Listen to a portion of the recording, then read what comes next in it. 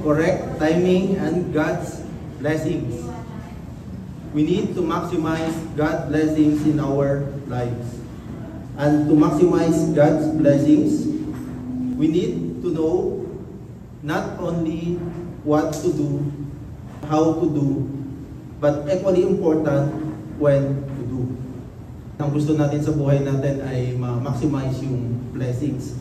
Kaya lang, marami po sa atin, alam natin kung ano yung gagawin natin, paano natin gagawin, pero minsan ang problema natin sa buhay, hindi natin alam kung kailan natin gagawin ang mga bagay-bagay. Kasi aminin po natin, marami po tayong mga ginagawang tama naman. Kaya lang wala sa tamang panahon, kaya ang ending, hindi po natin na-maximize ang God's blessing sa buhay natin. Kaya mahalagang alam po natin kailan dapat natin gawin yung mga bagay-bagay. Marami po tayong ginagawa na dapat i-correct yung ating timing para medyo minsan nababawasan yung mga blessings sa atin. Kasi sayang naman po kapag mga maraming blessings na dapat ibigay sa atin ng Diyos tapos ang ending ay hindi po natin nalalasap. Parang masyado naman ako seryoso, medyo... Okay. So sa Ecclesiastes 3:1, there is a time for everything and a season for every activity under the heavens. Ano po ibig sabihin yan? Mayroon talagang oras para sa lahat. Kaya lang minsan may mga tao or may mga activities na tingin natin ay parang wala tayong oras na pwedeng ibigay. You can do many things anytime, pero mayroon talagang best time to do things. Parang mga pagtatanim, pag-aaral, pag-invest, di ba? Pwede mong gawin yan anytime eh. Pero mas maganda kapag maaga po natin ginagawa. Kaya salamat sa Diyos dahil binigyan po tayo ng kaalaman, ng wisdom, and the capacity to discern para magawa ang mga bagay-bagay sa eksaktong oras. Kasi obligasyon po natin to bilang mga Kristiyano at dapat inaalam natin kailan natin dapat ma-maximize ang God's blessing sa buhay natin. Kasi sinasabi po natin na timing is everything. So, sabi nga, correct timing could be as important, sometimes even more important than the act itself. Kaya minsan maraming tao nagdadrama ka sa buhay, parang bakit hindi naman ako na-appreciate? Eh paano ka ma-appreciate? Kasi hindi correct timing.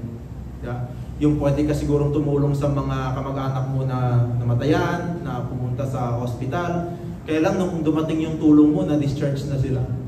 Malakas na sila ulit. So ibig sabihin, kapag may mga kamag-anak ka po halimbawa na medyo nangangailangan ng tulong, dapat ang need dun sa simula pa lang. Dapat gano'n na yung pagtulong. Hindi yung darating ka tapos malakas na ulit yung pasyente. Ecclesiastes 3:11, He has made everything beautiful in its time. Kaya kung sa tingin mo hindi ka pa maganda ngayon, baka hindi mo pa panahon. Or pwede namang lagpas ka na sa panahon. Pwede namang gano'n eh. Di ba minsan ma-appreciate mo yung tao o yung bagay, depende kung kailan siya dumating sa buhay mo. Ngayon, kung niregaluhan ka siguro ng cellphone na yung mga unang labas ng Nokia nung araw, tapos ngayon sa'yo binigay yun, bakit tapon mo na yan sa nagbigay? Di ba? Hindi mo na masyado siya na-appreciate. Bakit? Kasi hindi na yan yung trend. Pero kung binigyan ka niyan nung mga early 2000 siguro, di ba? Ano yun? Status symbol. May mga bagay na sa tingin mo hindi maganda kasi hindi pa sa panahon. Kaya minsan, dapat yung pagdating mo sa buhay ng tao, timing din. Kasi kung dumadating ka na hindi naman siya naghahanap, walang value. Pero kung naghahanap siya at nasa sayo yung ganong qualities, nasa sayo yung ganong characteristics, pwedeng tumaas yung value. Parang yung mga prices ng mga commodities, di ba? Di ba may mga panahon na sobrang mahal ng sibuyas, mahal ng ganito. Pero pare-pareho din naman yung sibuyas yun kapag bumagsak yung presyo. Bakit? Kasi timing. Ngayon, alam nyo ng mga negosyante ang correct timing. Dapat ang mga Kristiyano din, correct timing din tayo. How to determine correct timing? Ano nga ba yung mga indicators na pwede nating gawin para malaman natin kung ano yung magandang timing sa buhay? Una dyan, listen to your heart. Listen to your heart. Bumubulong ba yung puso mo? Nagsasalita ba yung puso mo? At ito, nadidinig mo ba yung puso mo? At marami sa atin kapag gumagawa tayo ng mga decisions in life, di ba usually minsan hindi mo naman talaga sinusunod yung isip mo. Ang sinusunod mo talaga ay ang puso mo. Kaya minsan nag-aaway kayo ng nanay mo eh. Kasi gusto ng nanay mo, utak mo ang gamitin mo. Ikaw, ang gusto mo, puso mo ang susundin mo. Psalm 90:12, teach us to number our days that we may gain a heart of wisdom. Proverbs 14:33, wisdom rests in the heart of a man. So ano ibig sabihin po niyan? A heart of wisdom knows how to number days. Sino dito yung naka-schedule yung whole day na alam natin kung anong next na gagawin natin mamaya? Sino yung wala lang? Sige, kung saan ako tatangayin, di ba? Minsan medyo natutuwa tayo kapag yung tao kalad-karin, pero minsan wala masyadong desisyon sa buhay yun. Kasi kahit kailan pwede siyang available. Kaya kailangan po natin timing. Pero balik tayo dun sa question na mayroon po bang pag-iisip ang puso? Nag-iisip ba yung puso mo? Ano kaya ang sagot?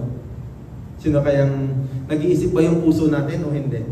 Ang sagot po dyan, yes. Kasi kung walang isip ang puso mo, dapat hindi ka nalilito. Kaya ka nga nalilito kasi hindi magkasundo ang isip mo at ang puso mo. It was discovered that the heart has its own little brain or intrinsic cardiac nervous system. This heart brain is composed of approximately 40,000 neurons that are alike neurons in the brain, meaning that the heart has its own nervous system. Ano ibig sabihin po niyan? Yes, nag-iisip din po talaga ang puso natin. Kapag lagi pong utak ang ginagamit natin at hindi natin ginagamit ang puso natin, malaking chance na pwedeng magkamali din po tayo. Kasi ang Diyos ay nananahan din sa puso at isip ng bawat isa. Kaya nga kapag sino po mahilig ng dito, meditation. Diba? Anong tinuturo sa meditation? Diba dapat para matupad yung mga gusto mong mangyari sa buhay, dapat may unity or mayroong heart and brain coherence. Sobrang importante yan. Hindi, kaya nga, di ba, yung gumaganon sila, tapos dapat tahimik sa paligid, tulad ng parang ambience ngayon. Na buo ang loob, di ba? Kasi dapat alam natin na mayroon pong malalim na kahulugan. Yun. Ecclesiastes 8:5, whoever obeys His command will come to no harm, and the wise heart will know the proper time and procedure. Ano ibig sabihin po nyon? Ang taong mayroong wise na puso ay alam din kung kailan ang proper time ng mga bagay-bagay. Sa Jeremiah 7:10, I the Lord search the heart and test the mind. So napakalaking papel na ginagampanan ng ating puso at isip. Number 2, listen to your biological clock. Na minsan hindi mo masyadong binibigyan ng pansin yung oras na nasa relo mo, kundi sa kung ano ang nararamdaman mo. Sabi nila, maya pakakain, ikaw naramdaman mo, nahihilo ka na eh. Biological clock mo na yun na nagsasabi na minsan wala siyang masyadong pakialam sa kung anong mangyayari outside sa katawan mo, kundi sa kung ano yung needs ng katawan mo. Ang tanong, pinagbibigyan ba natin ang sarili natin kapag may mga needs tayo, layo ba biological clock yung nagsasabi sa atin? Sabi nila, huwag kang matulog, pero sinasabi ng katawan mo na dapat matulog ka kasi inaantok ka. Biological clocks are organisms' natural timing devices regulating the cycle of circadian rhythms. They are composed of specific molecules that interact with cells throughout the body. Nearly every tissue and organ contains biological clock. Scientific evidences show that our cells knew how to tell the time long before we did.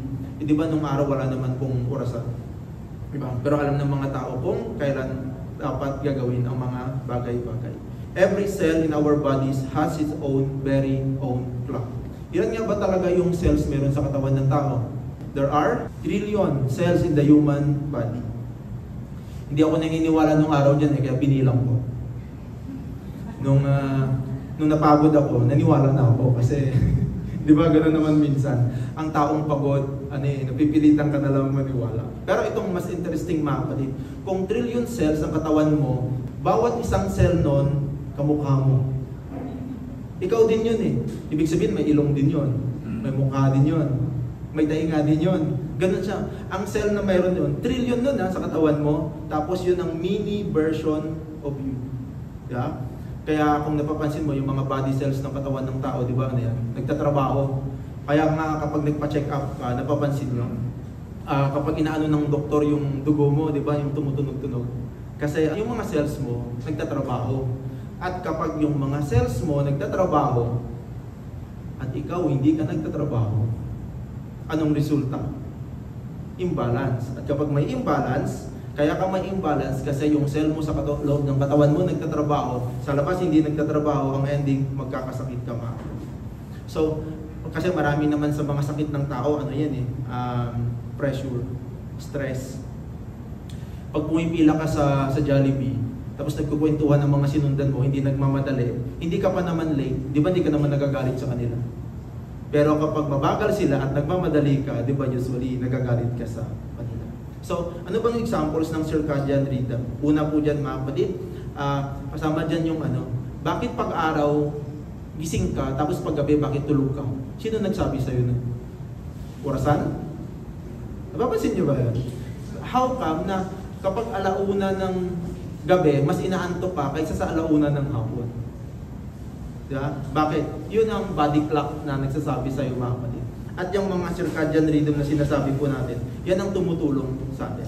At ganun din siyempre, pag kumakain tayo ng pagkain, saan yung mas malakas na digestion? Kapag pag-araw o gabi? Araw. Kaya pag gabi, tapos lamon ka ng lamon, anong result? Nagkakasakit ka. Bakit? Body clock. Kung naalala niyo yung post ni Pastor Ed last time, dapat daw pag kumain tayo, sorry, kakain pala tayo mamaya, 80% lang daw dapat nung busog.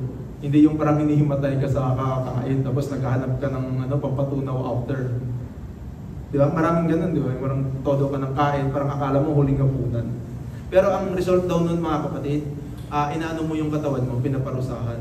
Yung body clock mo nagsasabi sa'yo na, nabusog ka na, 80%. Kaya lang bunganga mo, ayaw tumigil. Kasi mayroon kang sense of taste. Diba? Pero minsan naman kahit sense of taste mo, di ba may mga panahon na nauumay ka rin. So yun, biological clock mo rin yan mga kapatid. Kahit sa mga tao, may timing din yung kilos natin. Di ba pagising mo sa umaga hanggang paghapon, saan tayo pinaka-alerto? Kapag nagme-message? Kailan tayo tawag dito pinaka-alerto sa buhay natin? Sige nga, taas ng kamay. Sino yung pinaka-active pag mga 9 ng umaga? 10 ngayon, so pwede pa. 10, ganyan. Sino yung medyo inaantok kung mga alauna na ng hapon? Paggabi. Yeah. So dapat alam natin yon na kapag umaga, yun ang pinakamalakas ka. Kaya, ang mga importanteng activities sa buhay mo, dapat umaga mo sinischedule yun. Kaya minsan malalaman mo sa tao kung hindi ka masyadong, sorry importante sa meeting, gabi ka sinischedule. Yung patulog na sila. Pero under normal circumstances, napapansin yun. Usually sa mga meeting sa mga opisina, yan, alas 9 at saka alas 10 kasi nandyan ka pinakamalakas.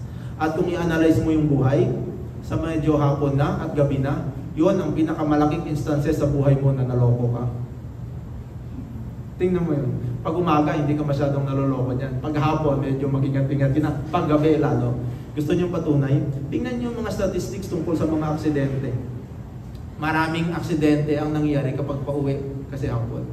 Pero less ng aksidente kapag umaga. Kaya huwag mong ipadrive sa iba. Ako kasi hapon.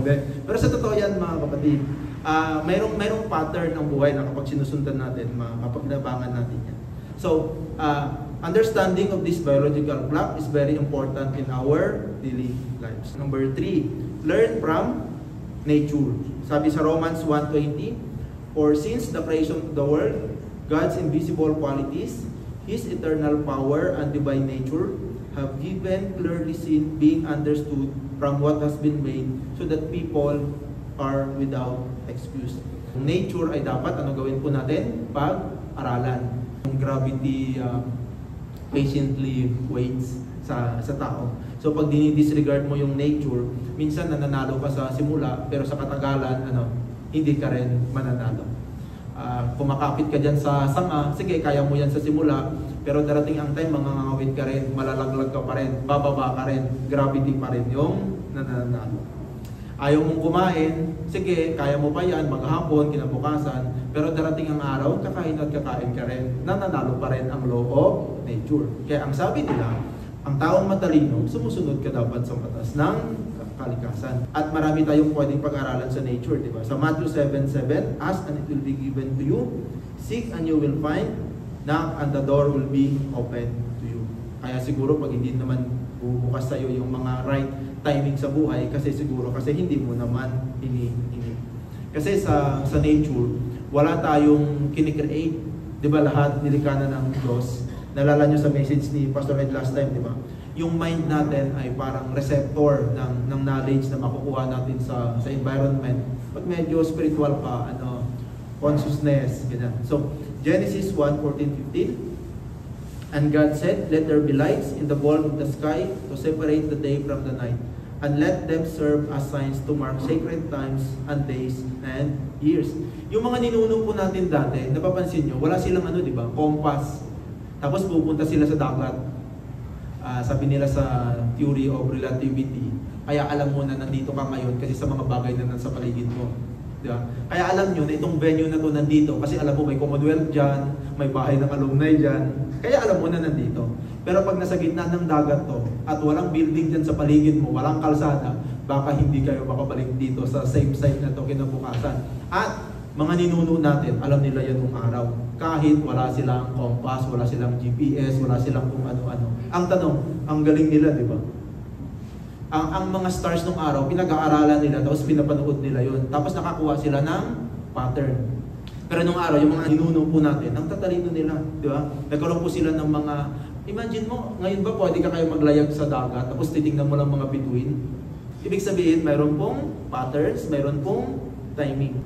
Ecclesiastes 11:6, sabi, sow your seed in the morning. Yes, pwede ka naman magtanim sa hapon, pwede naman sa gabi, pareho naman mamumunga yan. Pero iba pa rin daw kapag sa umaga. Di ba may kasabihan nga sa Tagalog, daig ng maagap ang, hindi maagap, daig ng maagap ang masipag. So may oras pa rin talaga.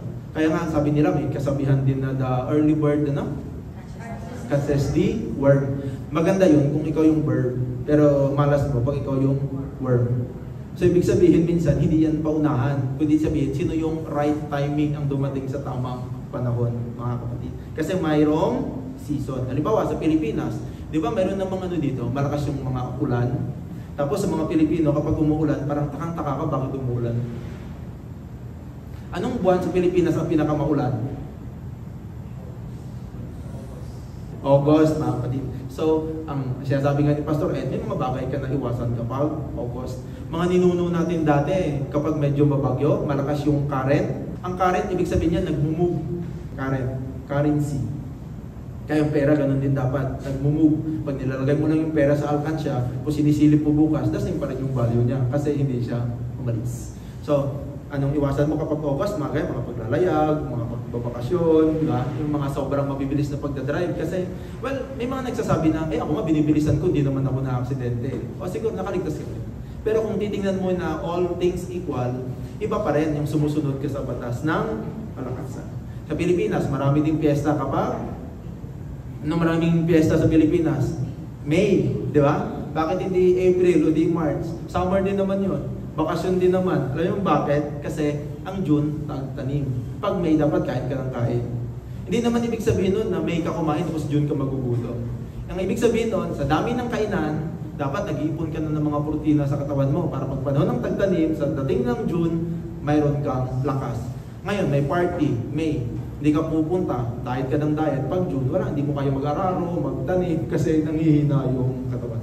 Ganon din yan kahit yung mga simbang gabi natin. At ang pinupoint ko po dito, marami tayong mga activities na kailangan ng correct timing. At minsan, medyo naiinis tayo sa ibang tao na bakit ganito, bakit ganyan. Yun pala, tina-timing lang nila ang kanilang mga ginagawa.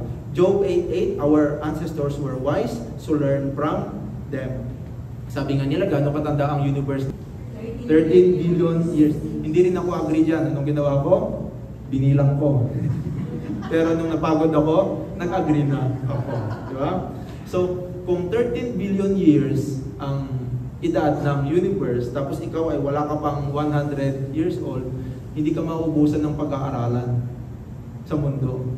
Kaya, yung mga taong mga mayabang, yung tingin mo sa sarili mo, alam mo na lahat dahil nakapag-aral ka na ng 4 years na bachelor's degree, ang kulang yan mga kapatid. Kung gawin mong linya yan, ang 13 billion years, gaano kahaba yun? Gaano kahaba doon yung 30 years old, 40 years old, 50 years old? Wala ka pang ang dot eh. Di ba? Ganon kadaming possibilities ng talino, ng knowledge na pwede pinagkaloob sa atin ng Diyos. Ngayon, siyempre, iniisip mo, hindi naman ako edad ng 500 million years. Talo pa nga ako ng bundok eh. Di ba? Ayun nga, ibig sabihin, marami kang pwedeng pag-aralan sa buhay. Number 4, learn from experiences. Siguro naman, familiar na sa atin yan, na experience is the best teacher. Minsan ng tao, mahirap siyang sabihan na hindi ganon, lalo na kung na-experience niya. Halimbawa, kinagat siya ng aso. Minsan ang hirap niyang i-convince na hindi naman lahat ng aso nangangagat. Tinakagat siya eh. Naipit siya ng pinto. Mahirap siyang i-convince na pwedeng hindi mangyari yun kasi nangyari. Sabi sa Ecclesiastes 1:9, what has been will be again, what has been done will be done again. There is nothing new under the sun. Ibig sabihin po niyan, mga kapatid, ay wala naman talagang bago sa buhay. Yung minsang tuwang-tuwa ka kasi akala mo, wow, bago tong ideas na to. Kapag pinag-aralan mo yung mga sinaunang mga philosophers, ma-realize mo, naisip na nila yun. Ako may yabang din ako nung araw eh. Inisip ko, lahat ng tao makasarili. Tapos pag nag-aaral ka ng siguro political science, pag napag-aralan mo si Hobbes, ganoon din sasabihin sa'yo. Na ang tao talaga makasarili, ganyan-ganyan. Tapos minsan iniisip mo parang hindi naman pala specific sa isang generation lang ang knowledge na binibigay ng Diyos. Kasi ang Diyos nangusap sa lahat ng generation kahit bago pa tayo pinanganak. Yan yung sagot sa tanong na paano yung mga pinanganak sa mundo bago pa magkaroon ng Bible, paano magkaroon ng Christianity, naligtas kaya sila. Kinausap din sila ng Diyos Sa Psalm 51:2, wash away all my iniquity and cleanse me from my sin. Ang kagandahan sa Diyos, pag nagkamali ka, meron pa rin namang blessings. Diba? Ulitin mo nga lang. Minsan, hindi na katulad ng unang blessings na dapat nakapaloob sa'yo, pero hindi ka naman zero. Kahit nga kriminal ka, magtatanim ka, di ba, may bunga pa rin naman yung tanim mo. Diba? Bakit? Kasi ganun pa rin. Meron pa rin opportunity na binibigay ang Diyos sa mga pagkakamali na mayroon tayo sa buhay. Sa Proverbs 24:19, for the righteous falls 7 times and rises again. So tayo, marami ng mga pagkakamali na ginawa natin sa buhay, di ba? Kasi tayo lahat ay mga 20 years old nandito ngayon. Yes! Oo, kiniklaim nyo yun, ha? Sabi nga, believe that you have received. Yan siguro yung exemption. Marami na tayong mga pagkakamali sa buhay, pero ganda pa rin tayo, naka-lipstick pa rin tayo, nakasuot pa rin tayo ng maayos, kasi binibigyan pa rin tayo ng Diyos ng maraming mga opportunities sa buhay. Pero wag po tayong malito, kasi dapat matapos tong message na to, na maalala natin na timing is very important. Pati ang pagtulong sa kapwa, dapat timing. Gusto mo paralin yung pamangkin mo, pero by the time na gusto mo siyang tulungan, graduate na siya. Eh, wala na. Di ba?